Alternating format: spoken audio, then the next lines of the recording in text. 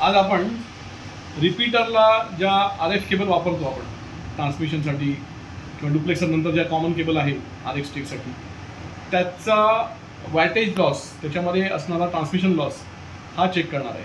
तर पहिली केबल आपण RG213 जी जनरली आपण आतापर्यंत वापरत आलो आहे प्रत्येक रिपीटरसाठी, त्याचा हा सेटअप आहे. इथे आपला हायटेरा रिपीटर आहे, वॅट मीटर आहे, केबल 50 मीटर केबल जी आहे केबल लावलेली आहे. त्याच्या केबलच्या 50 मीटरच्या एंडला आपण वॅट मीटर लावला आहे. त्यानंतर एक आपला आर एफ लोड आहे जो वॅट मीटर बरोबर येतो, तो लावलेला आहे 50 ओमचा. आता आपण TX देऊया. TX मध्ये आपल्याला दिसतंय की 21.6 वॅट दाखवत आहे, जे ट्रान्समीटरच्या आउटपुटला आहे.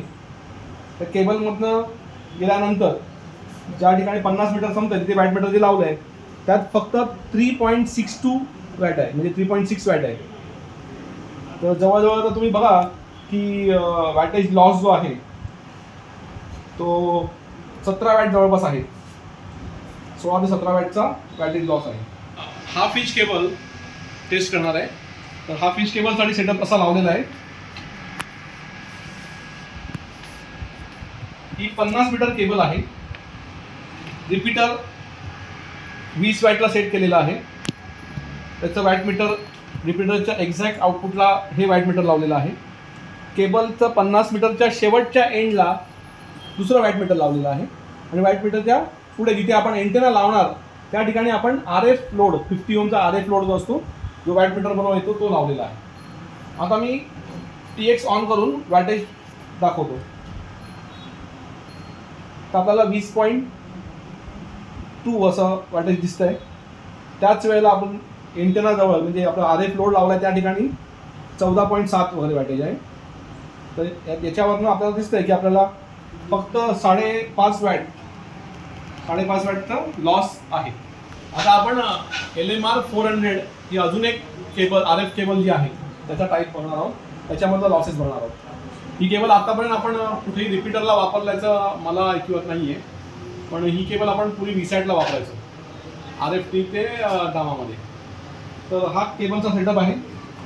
इथे ट्रान्समीटरच्या आउटपुटला वॅट मीटर लावलेला आहे. केबल गेलेली आहे, ही 50 मीटर केबल आहे. मगाशी आपण 2 केबल बघितले, आपण 50 मीटर होत्या.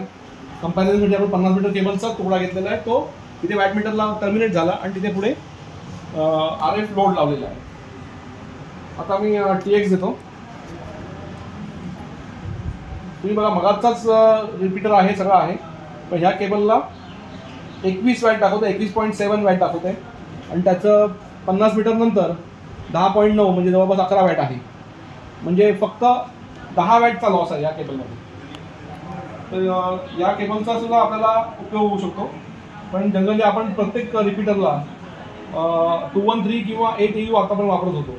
काही ठराविक ठिकाणीच फक्त केबल्सचे half inch cable, half inch सुपरप्लेस केबल हे वापरले जातात. आपण 3 प्रकारच्या केबल बघितल्या. याच्यामध्ये सुपरप्लेस केबल जी आहे तिचा डायमीटरही मोठा असल्यामुळे 50 मीटरच्या तेवढ्याच लेन्थसाठी लॉसेस कमी आहेत. याचा आपल्याला फायदा हाच होतो की ज्या ज्या ठिकाणी आपण 25 मीटर टॉवर आहेत किंवा आपल्या रिपीटर जागेपासून टॉवर थोडासा लांब आहे, अशा वेळेला केबलची लेंथ जी आहे ही 40 ते 50 मीटर होते. अशा वेळेला आपण खाली वॅटेज खूप जनरेट करतो आणि त्यामुळे आपला ट्रान्समीटर गरम पण होतो. तर अशा वेळेला एक तर तुम्हाला गरज नसेल तर आपण वॅटेज कमी पण करू शकतो, किंवा आपल्याला खूप मोठा एरिया लांबचा करायचा असेल तर जे 20 वॅट आहे ते कमीत कमी लॉस करून आपण एंटेना पॉईंटपर्यंत नेऊ शकतो. आणि एंटेनाच्या एलिमेंटला जास्त वॅटेज मिळाल्यामुळे इफेक्टिव्ह रेडिएशन जे आहे हे चांगलं होतं. त्यामुळे तुम्हाला वॉकी टॉकी कव्हरेज वगैरे जे आहे त्यासाठी ह्याचा उपयोग होतो.